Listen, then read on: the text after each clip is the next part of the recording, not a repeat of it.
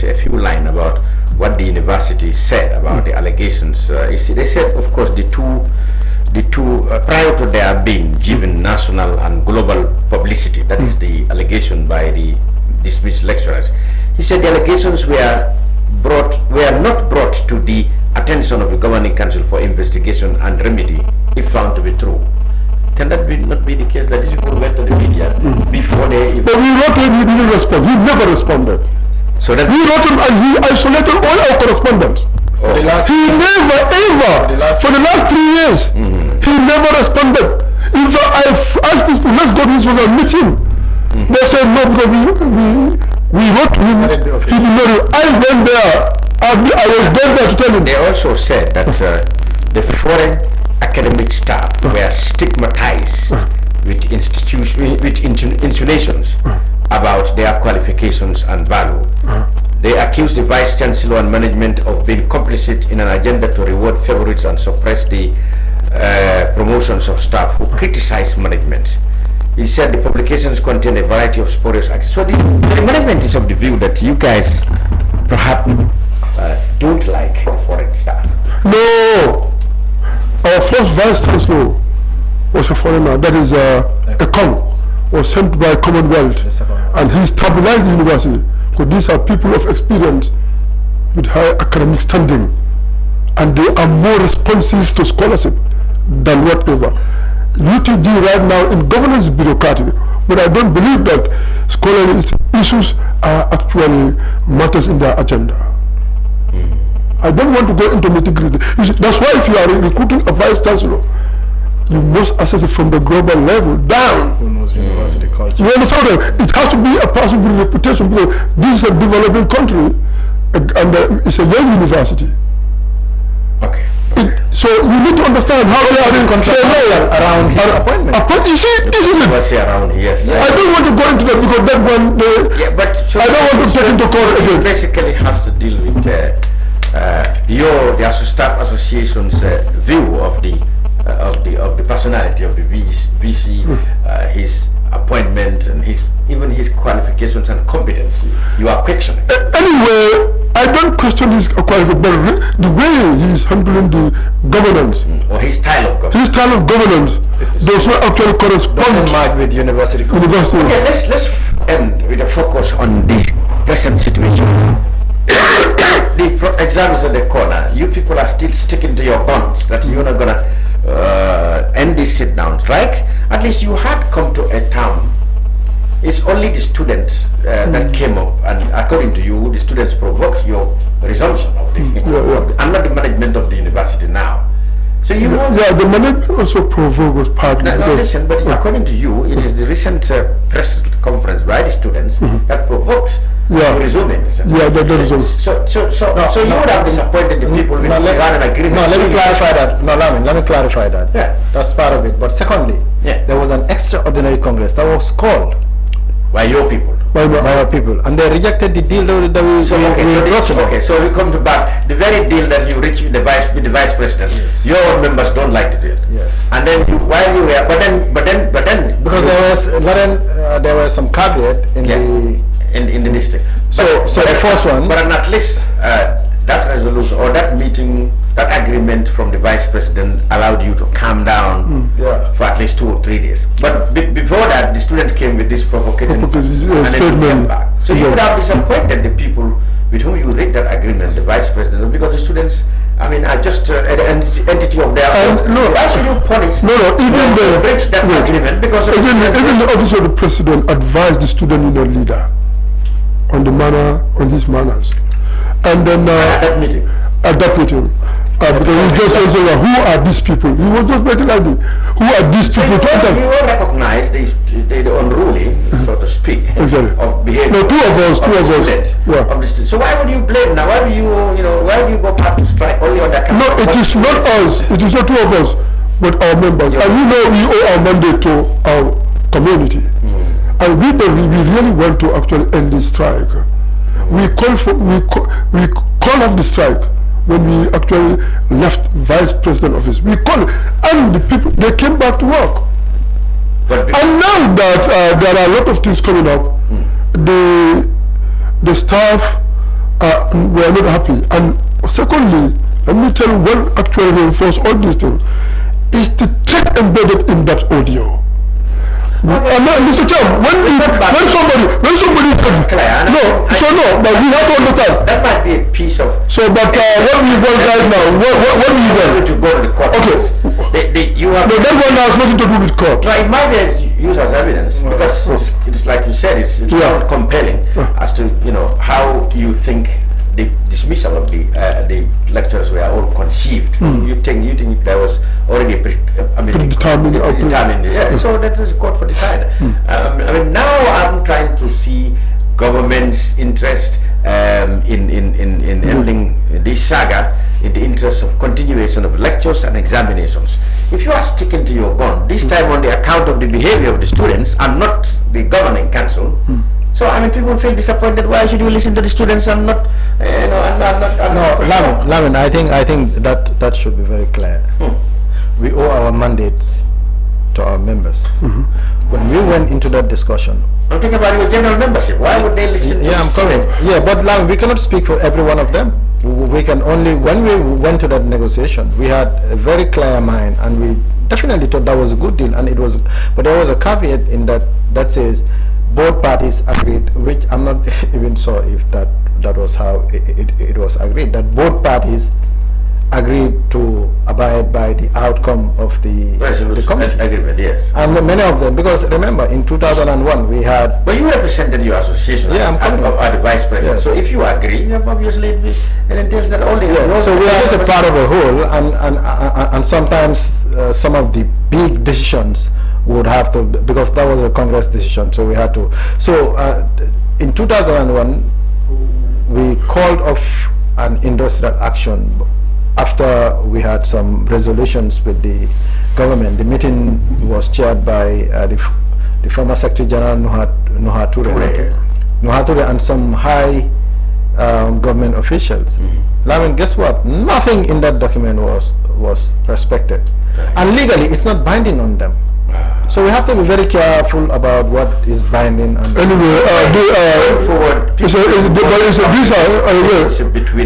a different. Your association and the university. If this trend continues, the future of the university would be. No. But one thing we try to actually set a precedent here, so that few group of people within the university management should not actually think that they can actually put law in their hand, and threaten the members or whatever they want to do, they can do that.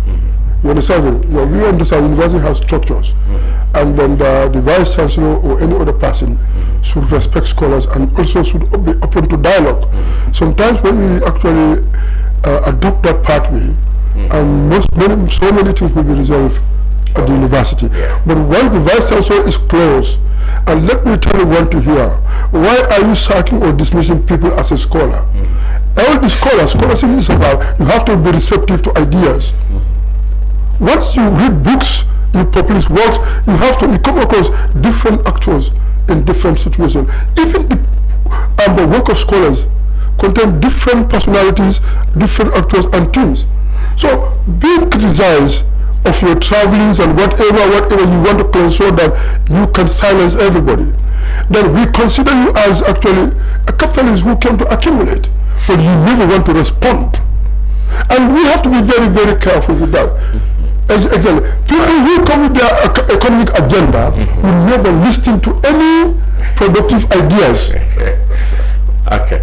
I got your point now. And at this point, if people are wondering why we did not invite the Vice Chancellor, I will once again go to that. The Vice Chancellor was invited to this meeting, initially accepted to come, but later sent us this following message, that they could not come to this meeting because, number one, a press conference that was called by the Ministry of Higher Education yesterday had provided details and an update in terms of the dialogue and negotiations based on the existing government-led framework. And according to the Vice Chancellor, another reason he will not come here is he wants to respect, and he means the management of the university, want to respect the government-led framework for dialogue and negotiations. because this framework, according to the Vice Chancellor, included both students and the staff association, and it has resulted in resolutions on the replacement of the lecturers that have been dismissed, the rescheduling of the exams process, and orientation sessions, and also on staff promotion. The framework, he said, led to the setting up of an independent committee that chaired by the Department of Labor with the other stakeholders, including a representative of the University of Gambia Staff Association, that's your committee, to review the process and decisions on the dismissal of the two staff. I mean, he was invited he as Vice Chancellor was invited to represent the UTG management, and he was interviewed by the panel and submitted at the request of some documents, but your party, he said the other party did not. And number three, why he couldn't be here, he said the matter is before the court.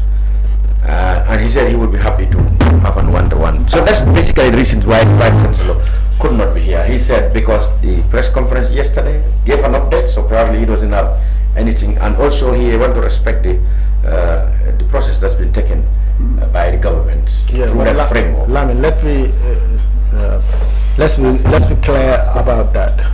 The staff association is not in any agreement for replacement. That should be clear. As you were reading, I was listening. Yeah, that's what he said. Okay. Yes. So now, finally, President and Secretary General of the University Staff Association, when are we going to see the end of this strike or a settlement of this matter? What should be done? Anyway, we feel that the dismissal was actually wrong and illegal. Want to call it something?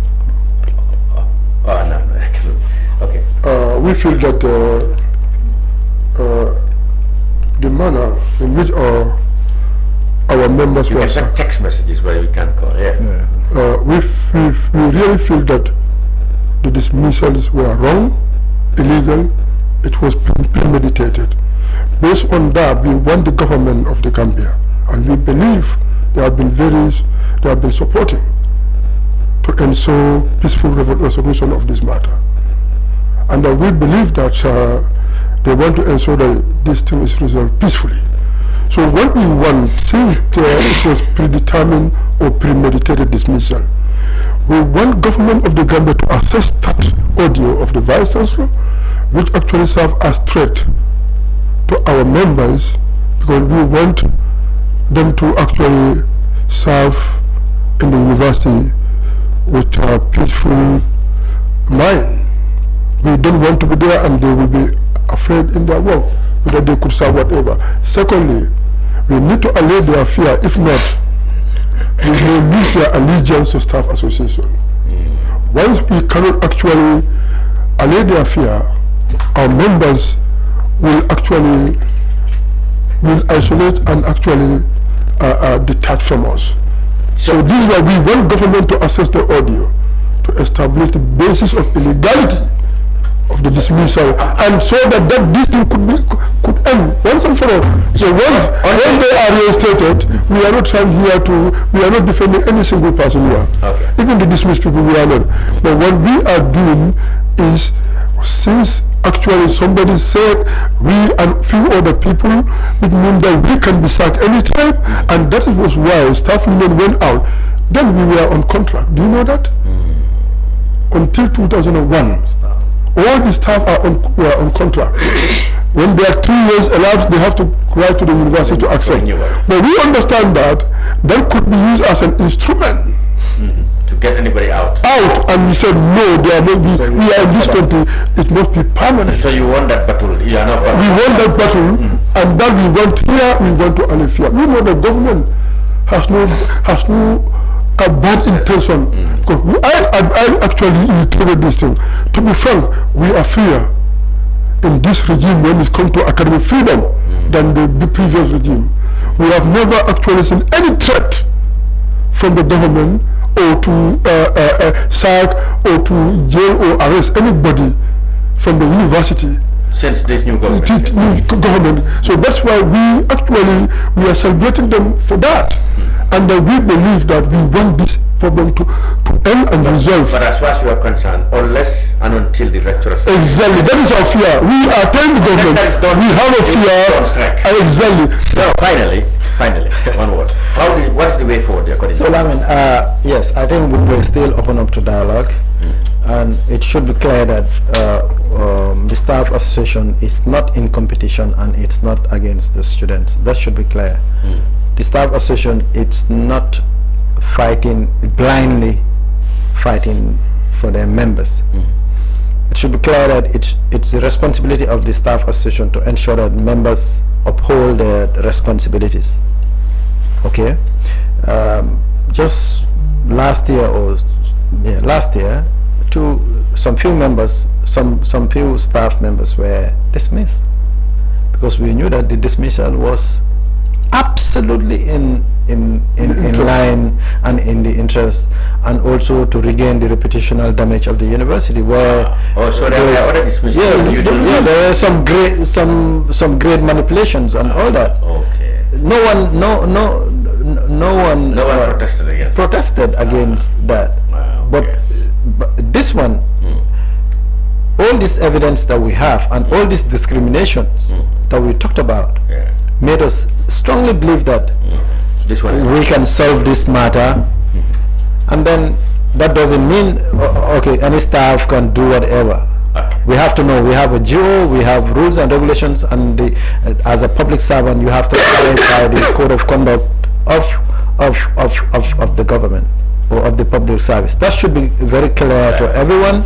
We are not here to protect anyone that will violate or continue violating the code of conduct of the public service or of the University of the Gambia.